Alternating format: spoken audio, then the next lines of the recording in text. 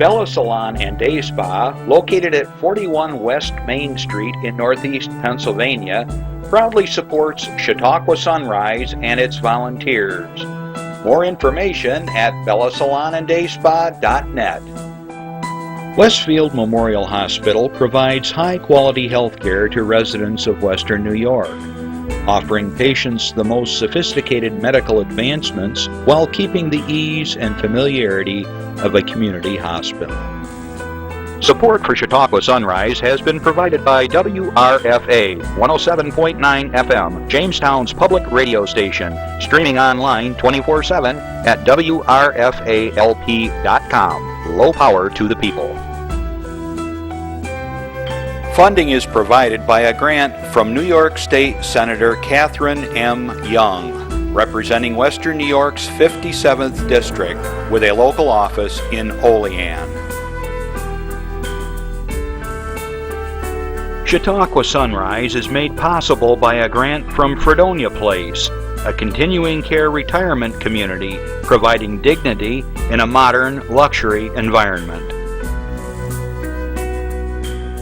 Meter's Restaurant, a family tradition for over 50 years in downtown Ripley, is a proud supporter of Chautauqua Sunrise. Meter's provides all-day dining, banquet services, and custom catering, specializing in pie.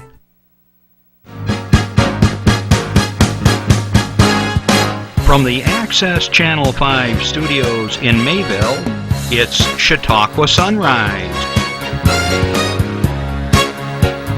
Chautauqua Sunrise is hosted by Doc Hamels and supported by the award-winning volunteers at Access Channel 5. Continuing the traditions of Senior Report, we are here to share local news, colorful interviews, and events of interest to everyone. Chautauqua Sunrise is broadcast live Saturday mornings each week, countywide, from 9 to 10 a.m. Join us by calling in live, emailing us, or checking out our social media. And now, from the Channel 5 studios, it's Chautauqua Sunrise. Hey everybody, good morning. Happy Saturday. The weather outside is not frightful. It's getting pretty nice out there. And even though we can't claim technically by calendar rights that it's spring, I have some evidence that I want to present to you. Ready, Justin? Here we go. I saw skunks and I smelled them. My wife says you can smell a skunk, it's spring. Evidence number one. Number two, muddy paw season. My dog that you saw in the opening credits there, he's got webbed feet. And he can store, I think, 3 ounces of mud between every toe. I wipe him down and the footprints are all over the laminate floors. I got to follow him with a mop. But anyways, it's muddy season. There's something called redbud or redbush that people out in the country say when you see these certain, what? You go, Jeff's got earthworms, so that means the ground is thawed out. Thank you, Jeff. It's in my earpiece there. The red bush or redbud is getting really red. The blueberries do the same thing. And I saw, I don't drink, okay? I don't do drugs. I saw a goldfinch, and it was flying right at the house, and I go, what are you doing here already? And of course, I've got my spring haircut. Last week I had about 5 pounds more hair. My wife tells me that I need to get my hair cut at least 4 times a year, so this was my spring cut. Okay, we got a lot of things to share with you. So anyways, I think it's spring, but we'll get into that later on. All right, I want to remind you, as I did last week, we didn't give any of the tickets away for the pancake breakfast that's coming up here for the Pancakes against Polio, which is my Rotary Club, and I'll talk about that here in a minute. But I'm going to give away up to 4 tickets today. What do you got to do? You call in the station, leave your name and your phone number. I will write your name on these tickets, and you just get them at the door, and I'll explain all that in a little while. I have tickets here to give away free. Okay, it's a promotion we're doing here at the station through Chautauqua Sunrise. If you want pancakes for on March 10th, call in 753-5225. Okay? If you have a comment or question throughout the show, you can do the same. Someone sent me an announcement we'll get to here in a minute. If your club or organization has something going on, send us your information. Call us, email us, go to our Facebook page, Twitter us, walk in the door and hand us something. U.S. mail. We'll get it done. And when you hear the announcements today, I'm going to talk really fast because I got a lot to talk about. We're here for you guys. Okay. In the studio today, she refused to come on the air because she's evidently doesn't think she's attired correctly.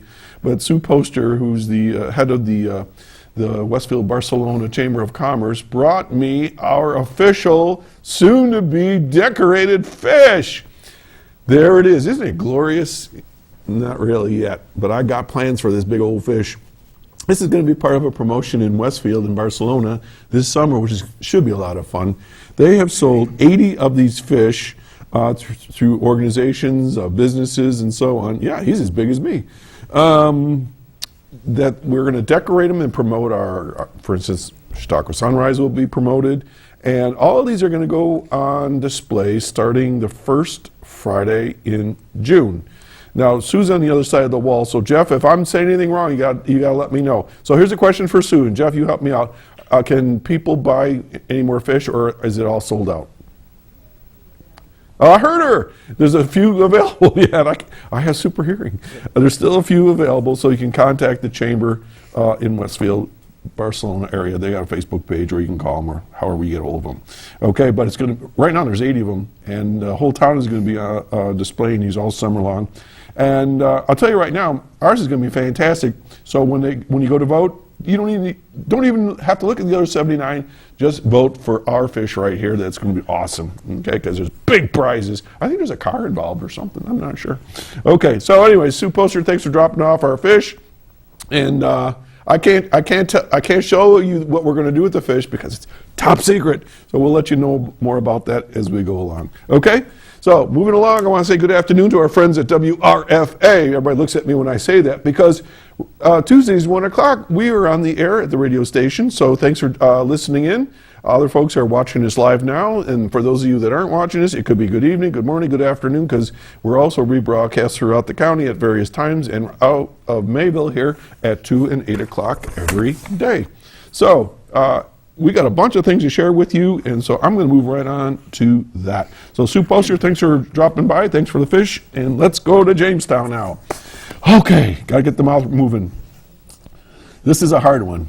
Pulse Poetry Slam Open Mic Night. Calling out poets and poetry lovers, the Infinity Visual and Performing Arts Center will be hosting Pulse Poetry Slam Open Mic Night on Thursday, March 1. That's coming up this week at 6 p.m. at the Infinity Arts Cafe. Poets and audience members are welcome. Remember that Pulse Poetry Slam events are free, family friendly, and open to the public. You got all these P's. Here we go. This is one with all the P's. Ready, Justin? Here I go. Emerald, you can try this later. Ready? Okay. Here we go. Performance poetry is an excellent way to express creativity while practicing performance and public speaking. That's a lot of P's in there. All right, they also want you to know, mark your calendar, March 10th, they have their fourth annual art market and auction. Okay, this event supports the area artists by giving them a market to showcase and sell their arts. There's the poster right there. All the while raising funds to support youth music and art instruction at the Infinity Visual and Performing Arts Center.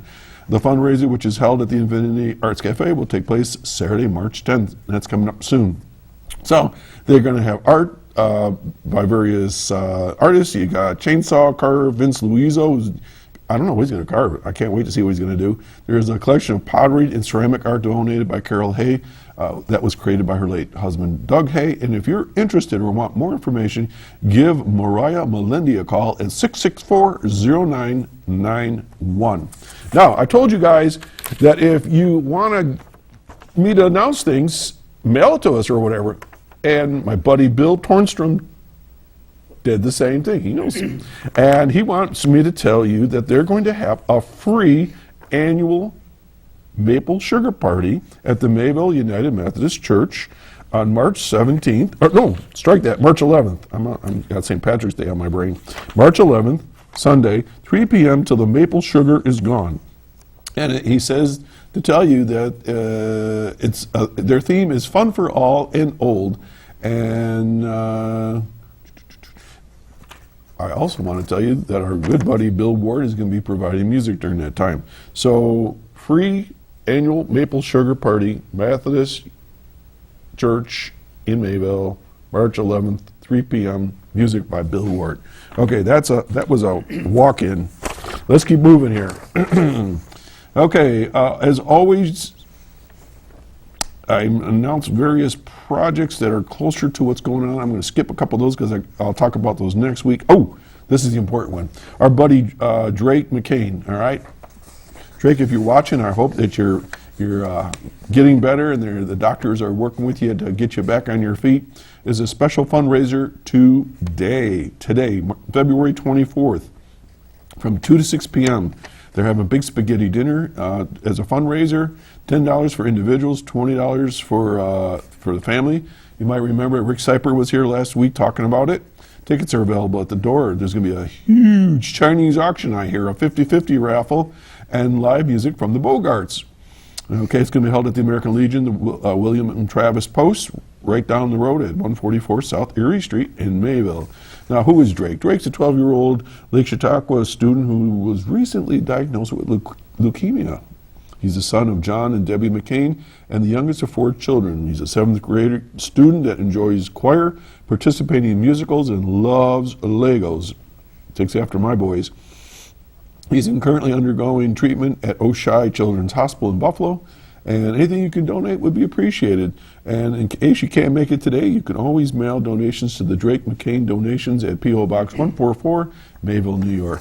Okay, so Drake, hope you're feeling better and that you get lots of support today to get back to good health. All right, let's go on to slide 18. I can't be any more stoked about this, okay? Rolling Hills Radio, okay, is going to have one of the most famous songwriters in America, Tom Paxton. I've done some of his material for the last several years, and Barb and I are going to go to his concert. And that's going to be this Monday, February 26th at 6:30 p.m. at Shawbucks for one night only. And he'll be accompanied by his backup group called the Don Juans.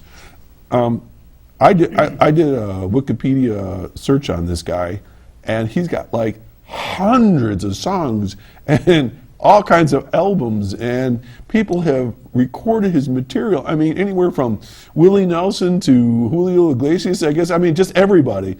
And Tom is 80 years old, and he is still going strong. And if there's any tickets left, contact 484-1101 or go to the Chamber of Commerce website called chautauquachamber.org/events, and you get your tickets. And I don't know how many are left, but I know they were going really strong, and I think they're $25 a piece. And it's a small venue. And my understanding when I talked to Ken Hardley that this is a meet and greet. I mean, this is not just sit back and way up in a nosebleed section. After the show, you get to go and meet Tom and shake his hand and talk with him and so forth. So hopefully I'll get some selfies for next week, and I'll share those. I like to do that sort of thing. Okay, February 26th, which is this coming Monday, there's a chicken and biscuit dinner at the First Presbyterian Church, and that's in Westfield. That's from 5 p.m. to 6:30 p.m. and adults $10, children $5. You can eat your way through this week in this month. I mean, we got something going for everybody. Okay, February 26th, chicken and biscuit. That's to benefit the Westfield Memorial Hospital Auxiliary. Great organization. They do a lot of good work for the hospital. Okay, we're moving on to, make sure I'm on the right page as you guys, slide 21. We have the Ripley Public Library Art Show. We got a slide for that, I think, for March 3rd, 5 to 8 p.m. at the library, and it's a fundraiser, of course. And there's going to be beverages and dishes, from what I understand. You can view and buy local art. There it is. Cheryl Rich and Kathy Peterson will be supplying some music from 5:30 to 7:30, and restaurants can be involved, as well as the Friends of the Library. So, an art show in Ripley. How much fun is that at the library? So that's coming up March 3rd. Okay, I got a little note here from Chris Burt, who works for this group. Poll workers needed. Poll workers are needed for upcoming elections. Visit, and this is all one word, votechautauqua.com, or call 753-4580 for more information. So if you want to work, they pay you from what I understand, and be part of the system here. All right, what else we got here? Okay, there's a program being supplied by CASIC called Active Parenting, and it's going to be held March 7th, 14, 21, 29, 4, and 18. So it's a series. It's 6 two-hour sessions on parenting, talking about discipline and open communication and all that good stuff that none of us ever seemed to figure out when we were in school, and how to talk with our kids. Okay, if you're interested, it's going to be run from 12 p.m. to 2 p.m. At Mental Health Association, 31 Water Street in Jamestown. It's free of charge, and if you want more information, go to the CASIC web. Let me spell it for you. CASACWEB, CASICweb.org. Okay, so that's an opportunity to give you a little training. You never know. You get one good idea out of these workshops and can really make a difference with your kids at home. Okay, let's go to slide 24. I'm skipping around here a little bit. 17th Annual Basket Fair at St. Susan Center is going to be held St. Patrick's Day, Saturday, March 17th from 11 a.m. to 3 p.m. There's going to be drawings at 2 p.m. Tickets are 10 for 12 basket tickets and 2 door prizes. This is confusing. 20 for, when Jeff Smith's here, we're going to talk about this. $20 for 30 basket tickets or 4 door prizes. Grand prize tickets are $10 each or 3 for $25. Anybody want to repeat that back? Okay, food and beverage at the Comfort Cafe. Music by Primetime DJ Services. For more information, you can go to stsusan.org or 664-2253, and we'll be talking about that more. Oh, by the way, I forgot to mention, this week, on Wednesday, Will and I are going to be playing over at LSS in Jamestown, so hi to the folks over there. We're coming there in the early afternoon, so I think it's like 12:30. So stay tuned, we'll be over there soon. Okay, let's go to slide 25. This is one to mark your calendars. This is Canvas for Compeer. Stacey Fox was just here, and they're going to have a painting class. It's going to be held at the Gary Rodeo Dining Hall on March 24th at 2 p.m. $30 gives you, covers. You never know what's going to show up on these things. You have to kind of translate this. I can't tell you what it says because I'm not sure what it means. But covers materials, a goodie bag, coffee, hot cocoa, water, and snack bar. For more information, 487-2956. Okay, and now, I guess I did jump around, Jeff. Sorry about that. Slide 23. Pancakes Against Polio, my Rotary Club, Westfield Mayville charity fundraiser to end polio. Okay, this is the last of a major fundraiser series to raise $10,000. Our club, our little old club, is just about done raising $10,000, which will be matched by the Melissa and Bill Gates Foundation and the Rotary District that's in this region. That $10,000, when all is said and done, is matched, becomes $60,000, which will help eradicate the final little places in the world. I think Afghanistan and I think it's Pakistan, I'm not sure. There's two countries left that have had just a few outbreaks of polio. It's just about eradicated off the face of the earth due to the good work of Rotary and other organizations. All right, so I was talking about tickets. I'm going to give away 4 tickets today. Call 753-5225. Give us your name and phone number. I will give you free tickets to go to this on March 10th. If you don't get your free tickets, it's going to cost you $7 for adults, $5 for kids 6 to 12, and if you're 5 and under, it's free. There's going to be a Chinese auction, from what I understand. For more information, call 397-8801 or call me. I'll tell you more. Okay, let's see. STEM Wars. This is just an announcement. We've talked about this in the past. It's science, technology, electronics, and mathematics, I think it stands for. There's going to be the STEM Wars where they do all these cool things. It's going to be at March 14th at the Jamestown Community College. STEM Wars will take place once again. There it is. Science, technology, engineering, not electrical. Engineering and math, and represents the core skill sets for careers of the future. Hundreds of students from around the region will participate in a fun and educational event featuring STEM activities, competitions, a local business and manufacturing career fair, and on-site building leadership skills projects. Okay, if you're interested to know more, if you want to be part of the companies, the manufacturers that are going to be involved, give them a call at 484 484-1101, and that will take you to the Dream It, Do It project for Chautauqua County. 484-1101, March 14th, the STEM Wars. All right, and let's just see here real quick. Then I want to mention also CASIC is having a Be a Thinker, Not a Drinker poster contest. And we talked about this already a little bit, and that's for various age groups. So I suspect probably schools have been contacted about this. The deadline is Friday, March 16th, and there's cash prizes. And if you want to know more, give them a call at the CASIC office or go to their website, excuse me, at casicweb.org and find out more information. But it's all about, think about it, don't be a drinker, and trying to get kids to focus on that.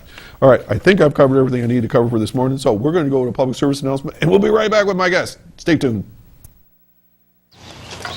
You know what, guys? There's a lot of tree branches and dry brush over here. We should probably move the bonfire over there.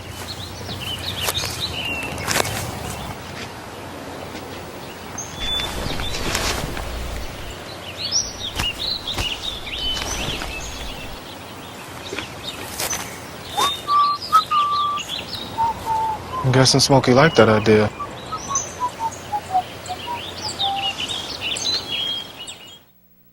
Okay, we're back. You're watching Chautauqua Sunrise here on Access 5 in Mayville. And some time ago, we were talking about this before the show, I got this text message, like out of the clear blue, from a teacher that I worked with years ago. And he says, hey, would you like to have so-and-so on your show? And blah, blah, blah, blah. And I go, yeah, right. What's this all about? So I had to do a little investigation, and it turns out I knew my guest already, but I didn't know what he was doing now because he's in a different line of work. So I want to welcome to the show Jim Quattrone, who's the Executive Director of UCAN Mission? UCAN City Mission. UCAN City Mission. And Jim, you and I have crossed paths, I think, for the last 25 years or something like that. I mean, I've seen you at meetings, I've been at the back, or you've been over here whenever we've tried to get law enforcement and education together. We were chatting about that. You were part of the drill at the Hughes Center when I was administrator there, regional administrator, and we did some good work together in preparing staff and kids in event emergencies and things like that. So, So welcome to the show. Thank you. Now, you're not with the Sheriff's Department anymore, right? No, I retired from the Sheriff's Office in August of 2017. Well, good for you. You enjoying retirement? Sure. Yes.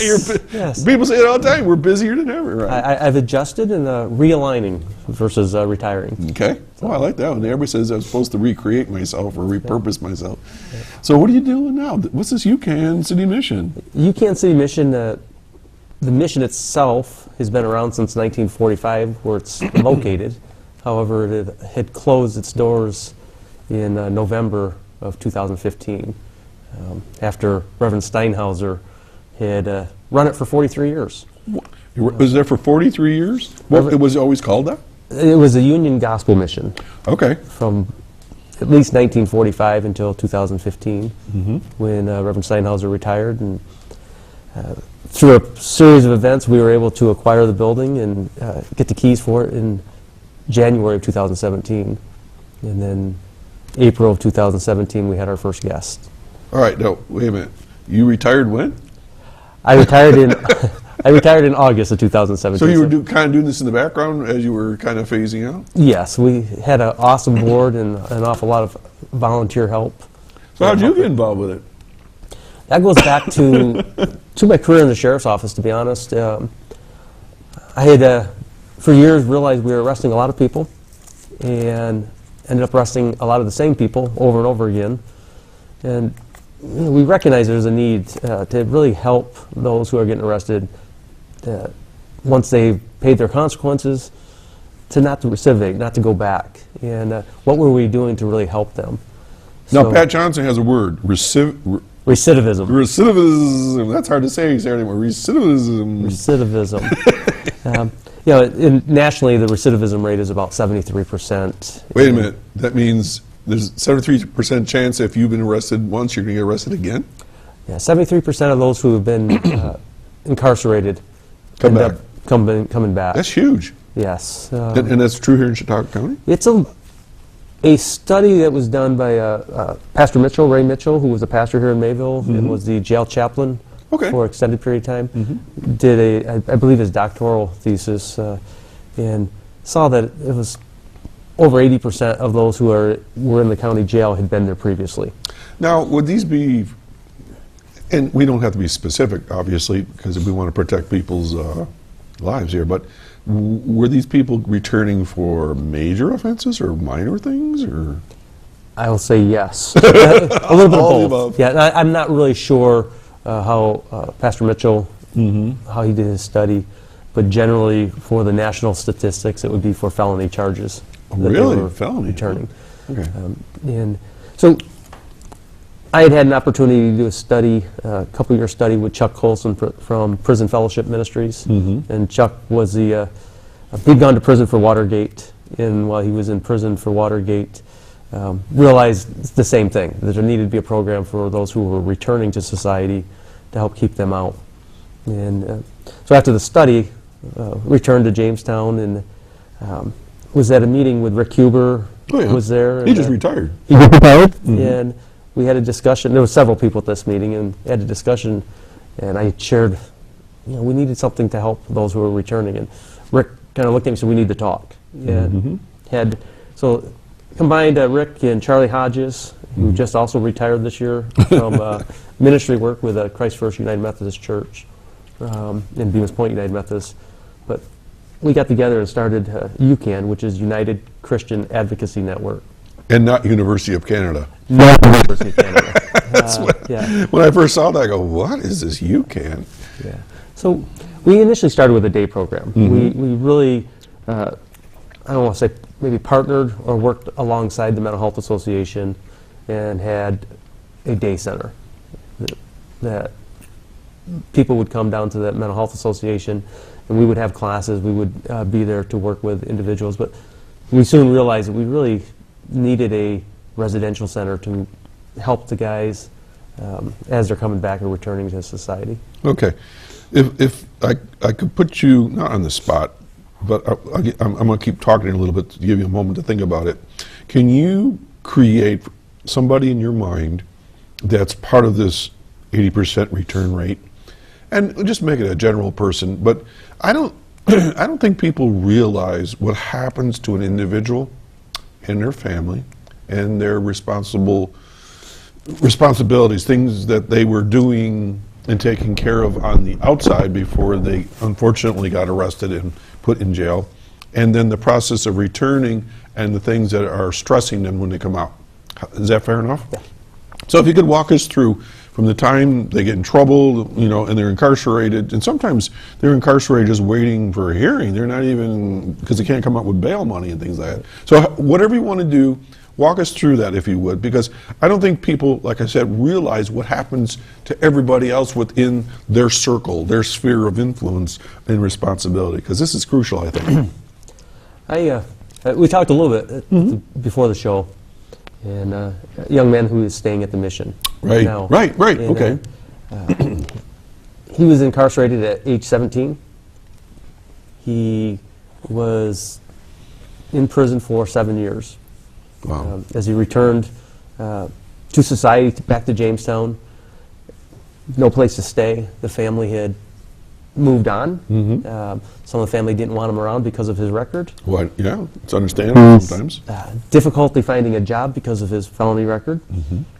Not to mention being incarcerated at 17, he did not have the opportunity or an opportunity to get any education or any training.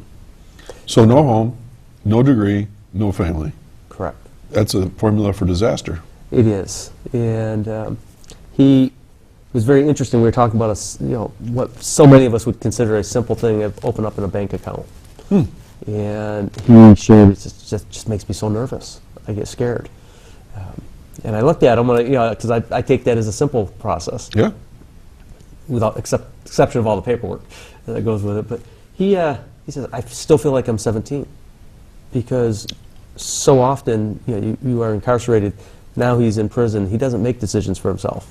The Prison makes those decisions. Well, let's freeze that for a minute. So you have a 17-year-old who basically is still finding their way in the world. I mean, any 17-year-old, they're insecure about themselves and they're just learning who they are. Now they're in prison for 7 years during those normal formative years. Everybody tells you what to do, and you come out, you have no base for anything. So there's no program in jail to help you with that, or? Some prisons, some jails have great programs.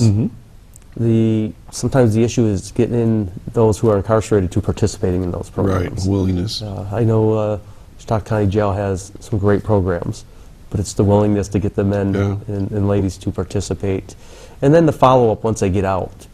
And so, in the cases of the young man at the mission, we're offering some job searches programs, some soft skills, life skills training, but even there, it's difficult to get them to participate.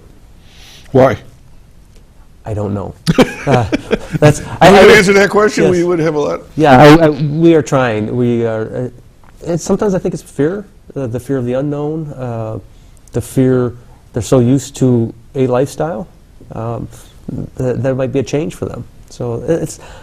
We are still, we're a year into this with a mission, and we do like to say sometimes we don't know what we don't know already. And so we're learning as we're going, and we learn a lot from our guests that are staying at the mission. They're very willing to share with us their opinions and how to make things better.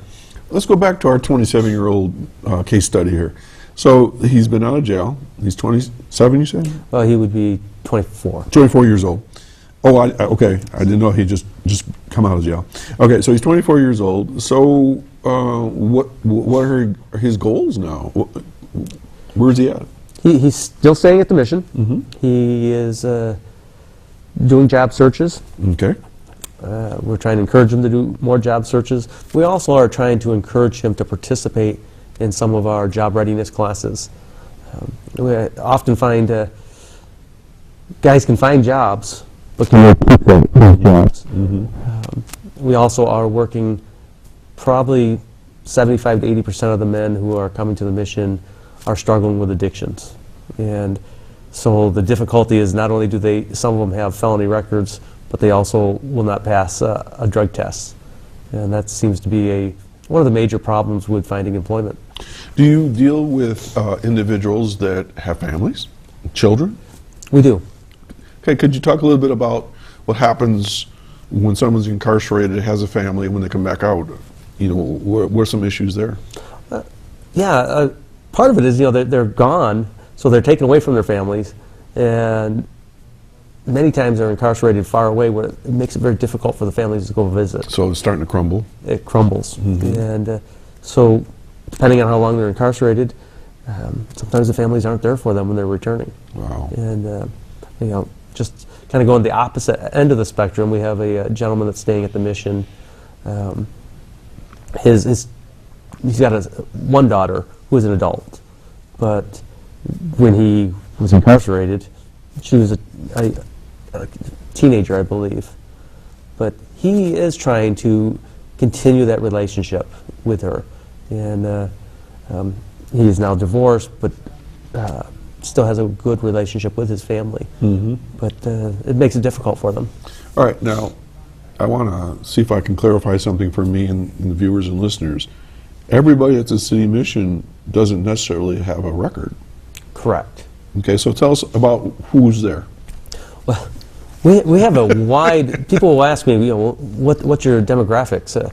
So we've had men from the age of 18 up to 78, and sometimes at the same time.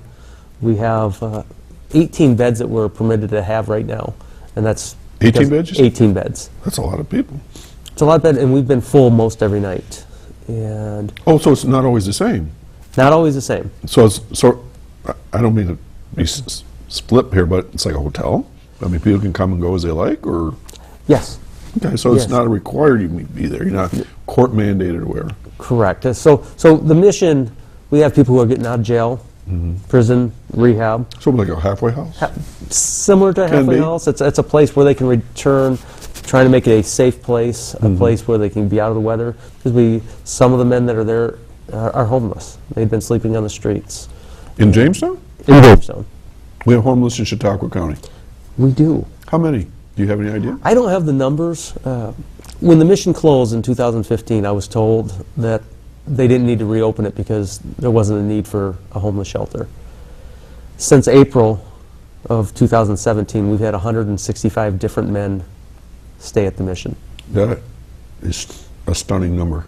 165 individuals. Individuals. Do they, what's the word I want to say? Do they move about, like, do they go south for a while and then come north, or they're like vagabonds or hobos? I mean, are they moving? The majority of the men that we've had are from the Chautauqua County. We've probably had 10 who are passing through or are from out of the area. But most are from all over the county. We've had men from Silver Creek, from Dunkirk, from each end of the county. We've had some from Cattaraugus come to stay at the mission. Some will stay for a night. Some will stay for 30 days, 60 days, or longer. We do say our maximum stay is 30 days. Oh. Because we're trying to help the guys find stable housing, find a stable job. If they are working at it moving forward, we have allowed them to stay over 30 days. Right. And then we've had some that are going on 6 months that they've been there. But they're helping us with the mission, they're out doing job searches, and are working hard at moving forward. If the city mission wasn't there, where would these 165 individuals be? Some would be still sleeping on the street. And we still have men who are out there sleeping on the street. When you say sleeping on the street, what does that mean? There's some locations, when I say street, maybe I should say alleys, Yeah. doorways, Really? dumpsters. While we were waiting to open up the mission, there was a porta potty that somebody was sleeping in. So we're staying in because it was a door you could lock and you could be out of the weather. And when I say really, I don't mean it in a naive way. It's just part of me thinks, well, someone is going to see you and they're going to throw you out. You know, in other words, it'd be difficult to sleep on the street. But I suppose there's enough nooks and crannies in old buildings that someone could hole up.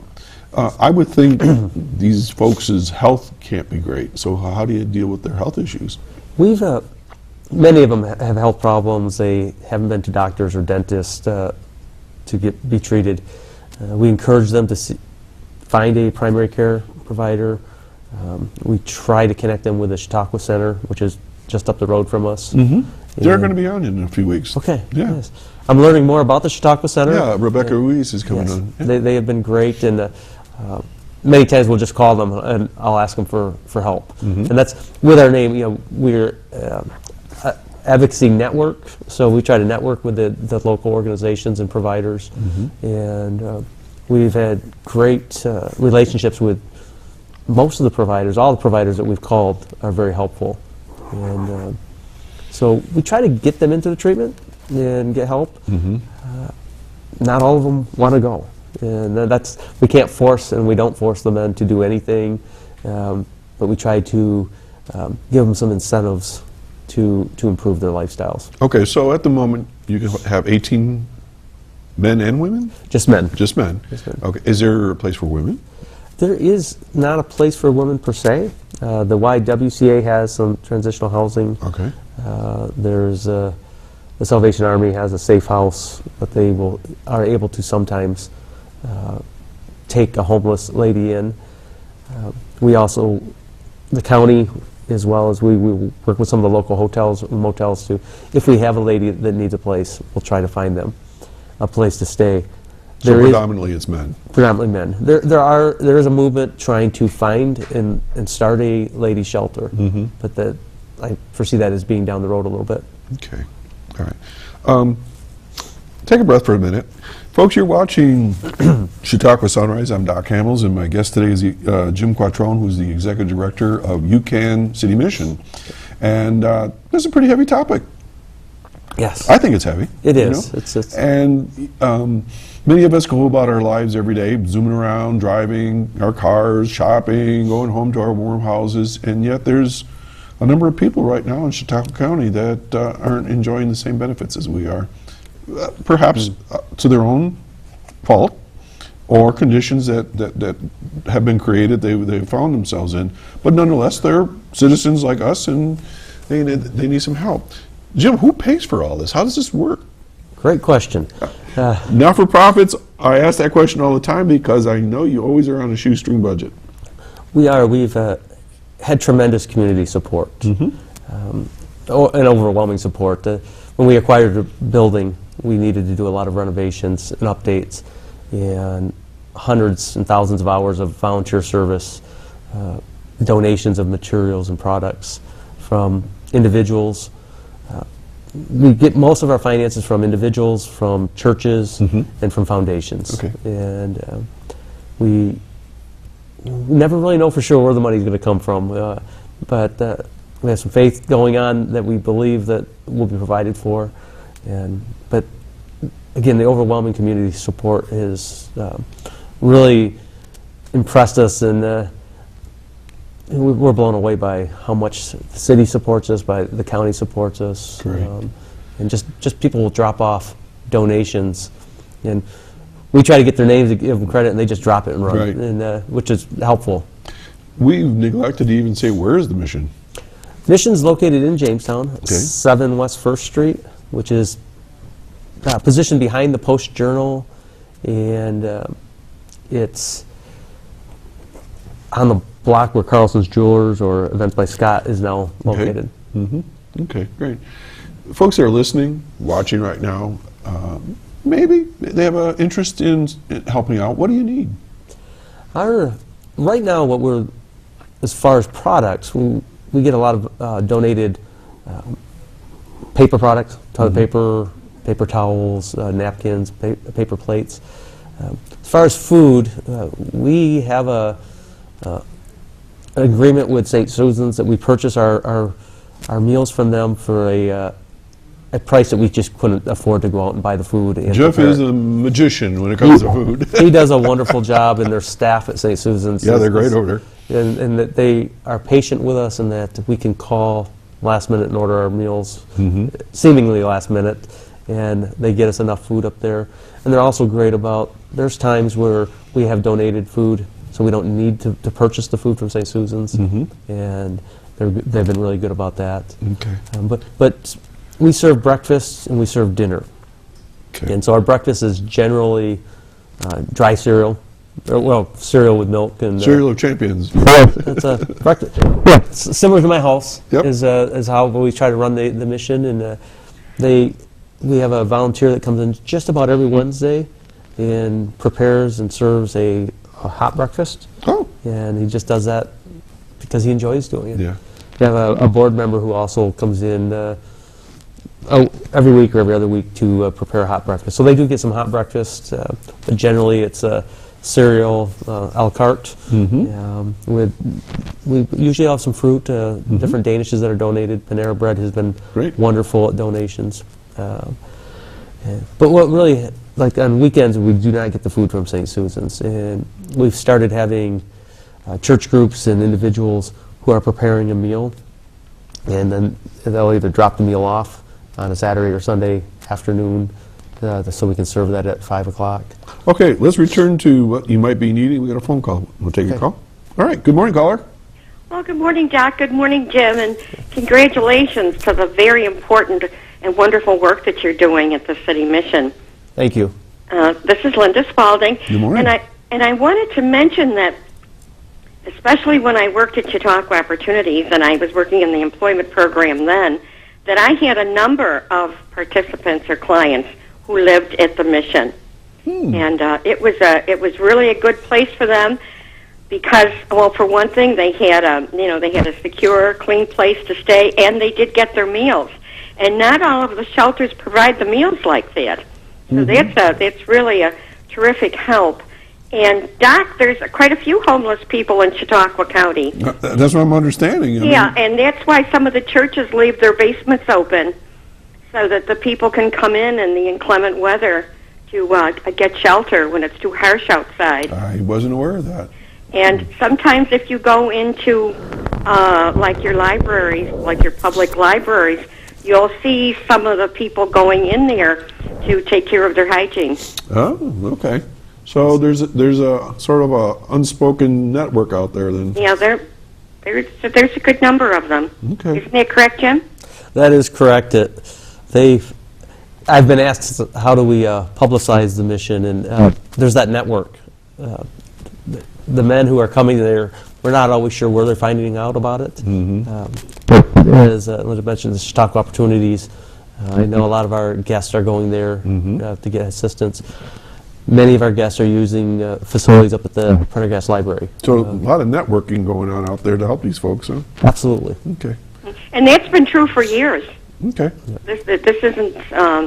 I know quite a few years ago. In fact, I had one homeless gentleman come to me, and I used to see him all the time, walking with his bags of clothing, and he was a bit disheveled. And then he came to me, and he went to the mission, and it was amazing what his life was about, and how he really became rejuvenated. It was a beautiful situation. Yeah, great. Okay, well, what else is going on, Lynn? Well, I want to congratulate everybody that worked at the Ice Castle, the Chamber, and everybody else. It was a wonderful event. And I got to see the fireworks, and I got to go over to the castle. My grandson was here from out of town in Arizona, and he and his friend were just absolutely amazed by it. Yeah, you don't get to see that much out that way. And the weather held pretty well, as far as I could tell. It did, and there was a beautiful snowfall in the evening, right around the time the fireworks were coming. It was a soft, very delicate snowfall. Isn't it nice when a community comes together and just celebrates the weather or events? It's nice. It's good. Okay, how about with the Office for the Aging? You guys got anything going right now? Well, we have our computer training, as usual, in Westfield, the Patterson Library, and the Brockton, Ohio Library, and we are looking at people to work with them. We're getting calls from businesses for jobs, so people should contact me at the Office for the Aging. We also have other services with the Office for the Aging. The number, I believe, is on the screen, Right 753-4471. It's like a telethon here, right here. Yeah. You know, I wanted to mention one more thing before sure. I hang up, is that there's a wonderful book by Carl Upchurch. Okay. He came to Chautauqua, I think it was in the late 90s. He spoke in the amphitheater. He truly was the very best speaker I ever heard in there. And he didn't have one note for his talk. And he had lived in prison from the time, he went to youth places in his teens. Wow. And it talks about the recidivism, can I may pronounce Easy it for you correctly? to say, I can't say it. that occurs in the prison life. And he was inspired by a book that he found underneath a table in his cell. Wow. And they were Shakespearean sonnets. Oh, wow. And that got him to look into other things. We just never know what's going to turn someone's life around. But he's a beautiful man, and his book that talks about his life is called Convicted in the Womb. Wow. Okay, well, thanks for sharing that. Yeah, it's really excellent. Maybe something you get a hold of. Yes. All right. Well, Lynn, as always, thanks for calling in, and thanks for the background on that and kind words. And thank you, Jim. I'm really enjoying your presentation this morning. Thank you. Okay, thanks, Lynn. Okay, we got some pictures, but before we do that, we're going to finish up on what we were talking about, donations. So what else you need? What else you need? So we can always use cereal, coffee, and the condiments for that. They go through a lot of coffee. We're trying to teach them, our staff, how to make coffee because they make it very strong. So we try to make it go. The old stand up in the... Yes, try to make it last a little longer. And most of our need is financial right now. But I did want to go back to a comment that was made. So many of the men that are coming to the mission are great guys that have some life issues that have been going on. But I really truly believe that so many of the people who are incarcerated are not bad people. They're just people who have made bad choices. Yeah. And so that's one of our goals, is to really work with the guys to learn how to make better choices. And to quote a line from Harry Potter, Sirius Black says to Harry, sometimes bad things happen to good people. Yes, absolutely. Or something along those lines. We got some pictures here, so let's talk about them. Sure. Now, let's remember, there's folks that are listening on the radio, so we got to describe what we're seeing. So, Jeff, if you could pop up the first picture. So there it is. That is the front of the mission, and that seems to be. It says Jesus said, "I am the light of the world," and Reverend Steinhauser made sure that was put up there, and we are in no rush to remove that, but it's something you can look down the road and see that canopy and and know where to go to. And you're at 7 West 1st Street in Jamestown. That is correct. Okay, and now, just in the event that someone's listening or interested, you just walk in? The first door you can walk in. First door. First door. We did build a vestibule, so we had a little bit of security, so people can't just walk in, but they can also get in and get out of the weather if they need be. And if we're not right up front in the foyer, they can ring a bell, and we'll hear the bell and be able to come to the door. Okay, so that's what it looks like, so everybody can see that. All right, next picture. That's a picture of one of our classrooms where we can do groups in the morning. The paintings that you see by local artist Tammy Steffen, who lives here in the Mayville-Sherman area. And it just shows that the paintings, the reason we put them up there is so many of the men look at those and can realize the bondage that they may be under, whether it's drugs or pornography or gambling, and that there's a hope for them. Okay, so that's in that first picture. First picture is a picture of the bondage that's going to be out there. So various things that would draw you into trouble, and then there's what appears to be Jesus. Picture of Jesus, and where he's taken the chains of the bondage. Okay. And then the third picture is that those chains of bondage are being released by the blood of Christ. Okay. Now, does this double as a chapel? Or? This we have a chapel that's a beautiful chapel. I think we do have some pictures of that. That we will have services in there, and usually they're special services. Okay. Our chapel service we do at 9 o'clock every morning, and it's a really laid back.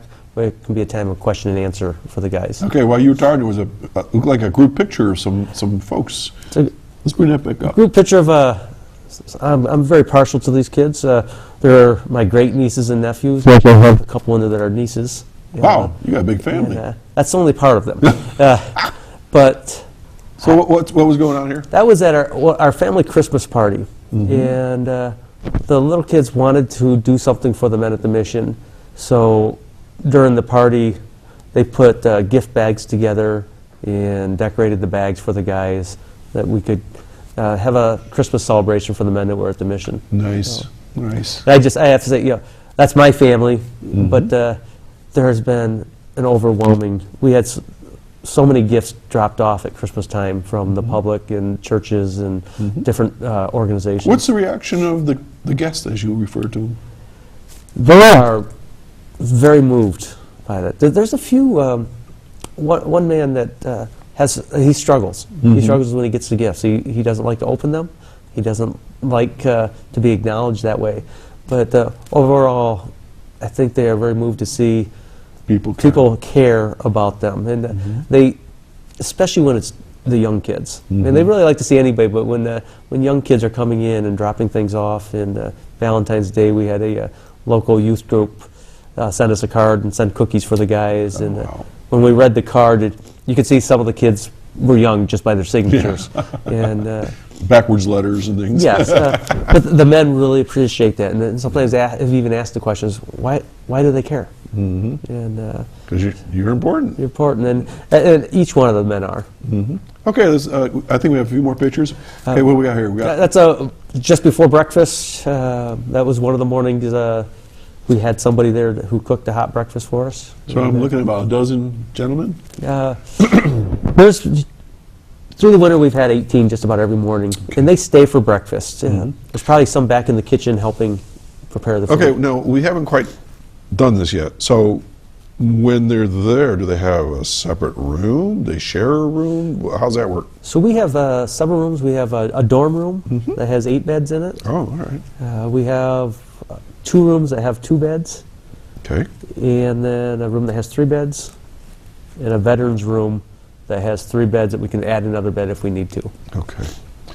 So they have breakfast. Then what happens for the rest of the day? We have breakfast, and then we have groups that go on after breakfast, starting at 9 o'clock, that are not mandatory, but they are highly encouraged to attend. And maybe a quarter to a half of the men will attend. We also encourage the men to go take self-help groups or different groups down at the Mental Health Association. Down at the Okay, Gateway. so there's opportunities for them. Yes, and what we try to do is point them out. Okay. And so we don't want to make anything mandatory at the mission. Okay. Again, highly encouraged, but they will go there. Okay, we have a picture of, looks like a dinner. That was actually Thanksgiving dinner. I know we're going a little backward from Christmas to Thanksgiving. Oh, that's okay. It's okay. And it's again another community dinner that was put on, and where we could have a little special time for the men. Probably get little decorations for the table. And Yes. things like that from local Yep. places. All right, so they go to class or some activity. Then what do they do then? They return back to the mission? They return. If they're not participating in our groups and they leave, they return at 4 o'clock. But where have they been? Sometimes they're at groups, sometimes they're at appointments, sometimes they're at court. Sometimes they're just hanging out. Sometimes they're just out walking around. Okay. And, some of them will go up to the library. Okay. And, So you encourage them to get out of the building. Yes. Okay. We don't want it so comfortable that they don't want to improve their So lifestyle. they're going to sit around, watch TV, play games, or anything like that? Okay. No, we'll have we do have the television for them. We try to monitor it. We have we subscribe to Pure Flix, which is wholesome Okay. shows and movies. And You get my show there? I don't know. Well, I'll say- I'll have to go find out. I'll have to go find out. But so they'll come back. They can check in between 4 p.m. and 9:30. Oh. And So it's like you just don't.